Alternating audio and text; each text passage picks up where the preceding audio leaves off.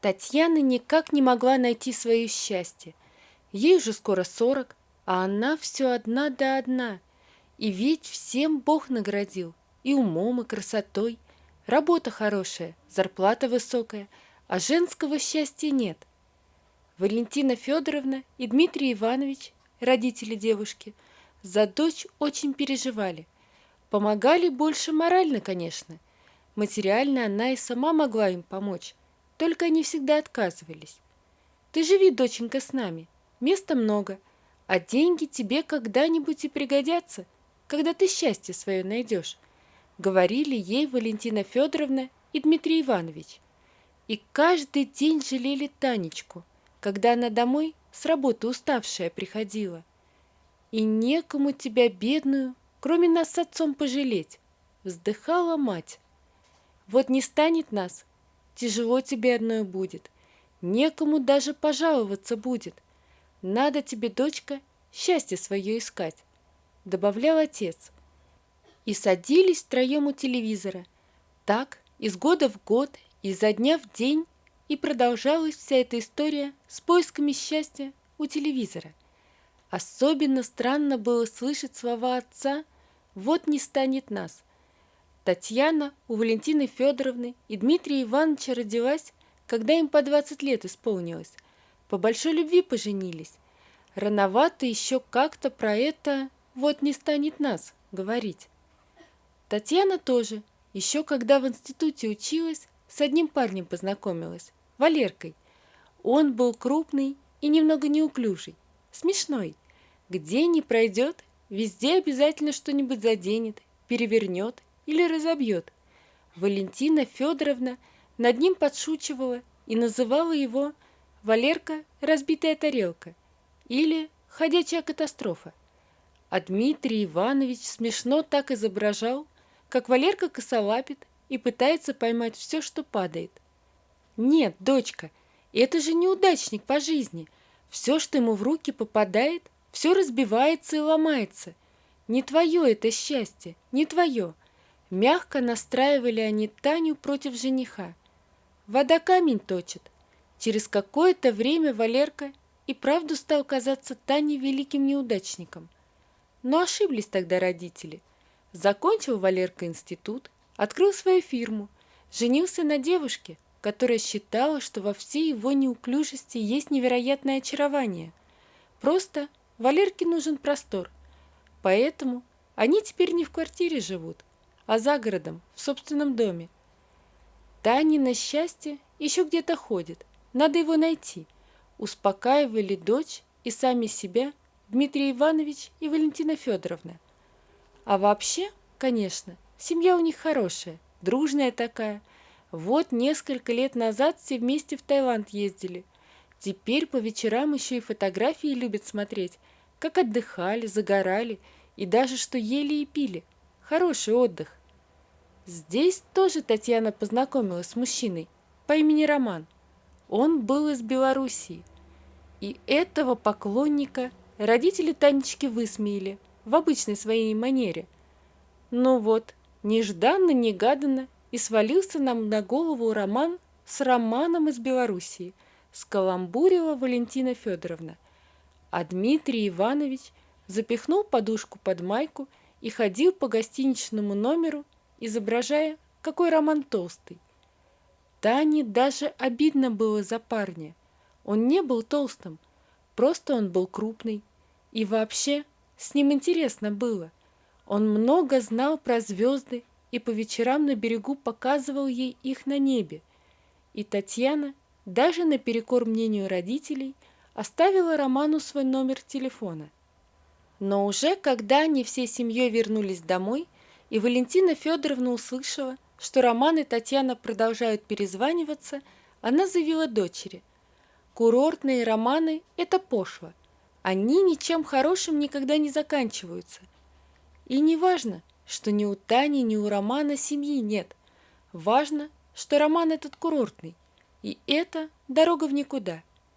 Ищи свое счастье, дочка. Мы же во всем тебе готовы помочь. Ты всегда можешь на нас рассчитывать, любимая наша девочка», уверял Таню отец. Летом они втроем дружно выезжали на дачу.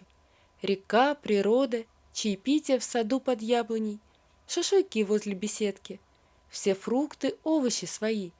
И соседи по даче заходили на посиделки. А однажды к соседям сын приехал с мальчиком лет 5. Сына соседей звали Денис, а мальчика Антошкой. Оба как из-под копирки, светловолосые, голубоглазые и с веснушками, и уши одинаково торчат. Соседи потом рассказали, что жена Дениса бросила его и ушла к какому-то бизнесмену, а мальчик бизнесмену оказался совершенно не нужен. Уж очень на отца похож. Был бы похож на мать, еще ладно, а младенца, похожего на отца, он в доме не потерпит. Вот так и остался Денис с малолетним сынишкой на руках. А Тане они оба очень понравились. Было в них обоих что-то такое человеческое и трогательное. Между Денисом и Таней как искра пролетела, да и Антошка к ней тянулся всей душой. Валентина Федоровна снова высмеяла привязанность дочери. «Доченька, да не иначе его родители нарочно сюда пригласили, чтобы с тобой познакомить. Зачем тебе нужен мужчина с прицепом? Он же неудачник. Разве жена бросит хорошего мужчину, да еще с маленьким ребенком?» — говорил отец. Татьяна впервые возразила отцу. «Папа, да в том-то и дело, что женщина хорошему мужчине не побоится ребенка оставить. Значит, уверена, что не сопьется, что воспитает». «Нет, Танечка, не твое это счастье. Ищи свое. Нам своих внуков хочется нянчить, а не чужих, чтоб за ручки маленькие подержать, да послушать, как ножки маленькие по дому топают». Дмитрий Иванович и Валентина Федоровна сразу замкнулись, с соседями перестали общаться, высказали все, что о них думали. Много нового и обидного узнали о себе родители Дениса, и вечерние посиделки по-соседски сразу прекратились. А Дмитрий Иванович и Валентина Федоровна продолжали сидеть за чаепитием под яблоней, да сокрушаться, что не дает Господь никак Тане женского счастья. Так лето и пролетело в тоске да кручине. А Татьяна и Дениса с Антоном полюбила всей душой, и родителей своих очень любила, не могла их ничем расстраивать, даже виноватой себя чувствовала, что влюбилась не в того человека, не такого, как мама с папой себе представляли. Так и уехали с дачи, когда сезон закончился, втроем, в свою городскую квартиру. Родители тоже любили дочь, поэтому промозглыми осенними вечерами про Дениса и Антона даже не вспоминали, ни в шутку, ни всерьез. А однажды на улице Татьяна увидела маленького рыжего котенка. Он, дурачок, спрятался от дождя под колесом чего-то автомобиля. Маленький, мокрый и несчастный котенок жалобно мяукал. У него не было мамы, так же, как и у Антошки, которого Тане чем-то напомнил маленький пушистик. И вообще никого не было. Он один во всем белом свете.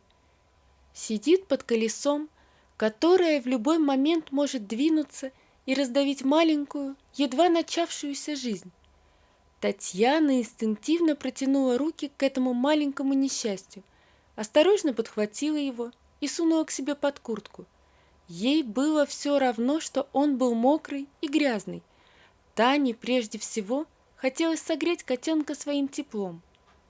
Девушка принесла найденыша домой, обсушила его полотенцем, налила в блюдце молочка. Она села в кухне на пол и наблюдала, как котенок уморительно лакает молоко из блюдца. Его маленький розовый язычок работал быстро-быстро, как лопатка с моторчиком. «Проголодался, бедняга», — подумала Татьяна. В дверях кухни появился Дмитрий Иванович с газетой в руках, а за ним и Валентина Федоровна.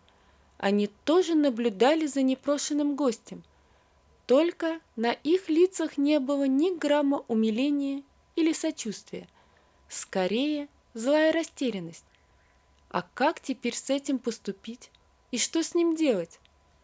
Маленький зверь наконец насытился, удовлетворенно зевнул, потом поискал на кухне подходящее, по его мнению, место и сделал лужицу. Татьяна даже салфетку не успела достать, чтобы вытереть эту кошачью неожиданность, как вздрогнула от визга Валентины Федоровны. «Убери это страшилище немедленно! Он же всю квартиру загадит, мебель исцарапает, обои порвет. Дима, ну скажи ты ей, наш дом не место для блохастиков». «Да, мы же все кошатины от него провоняемся. Приличные люди к нам за километр не подойдут», поддержал жену Дмитрий Иванович. «Мама, папа, да он же маленький совсем. Купим ему когтеточку, к лотку приучим. Посмотрите, какой он хорошенький», возразила родителям Татьяна. Она никак не могла понять, чем мог помешать маленький котенок. Никто аллергией в их семье не страдал. Место в огромной квартире, хоть в футбол играй. Нет, нет и нет. И не надо нам этого добра. Злилась со всей своей женской горячностью мама. «Ты вот что, дочка, понимаю, что ты его пожалела. Ты его в приют отвези. Они должны бездомных животных принимать. А если не примут, пригрози, что в газете про них напишешь», кричал Дмитрий Иванович, размахивая газетой. Татьяна молча сгребла котенка себе за пазуху и захлопнула за собой дверь.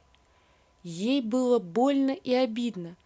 Как так получилось, что к ее годам у нее нет ничего своего, ни детей, ни мужа, даже собственной крыши над головой нет. У нее даже собственной жизни нет. Она не может даже котенка себе завести. Нет, ей нужен свой дом, хотя бы совсем небольшая комната, место, где она сможет быть сама собой, не притворяться.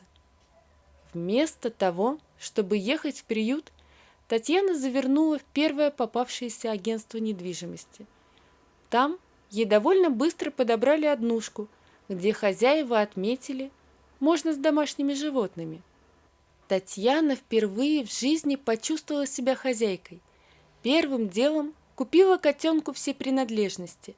Ветеринар, который осмотрел котенка, сказал, что это девочка, и ей примерно 2 месяца. Таня назвала ее Рыжуля. И как-то сразу почувствовала себя хоть немного, но счастливее. А глядя на Рыжулю, Татьяна каждый раз вспоминала маленького Антошку и его отца, Дениса. А однажды раздался звонок. Татьяна никак не ожидала этого звонка. Ведь Дмитрий Иванович и Валентина Федоровна успели основательно рассориться с соседями по даче. А Денис все-таки ей позвонил. Просто, как ни в чем не бывало, сказал: «Привет, как ты? Тут Антошка тебе хочет что-то сказать». Татьяна улыбнулась. Ей сразу вспомнились его милые веснушки и любопытные глазенки.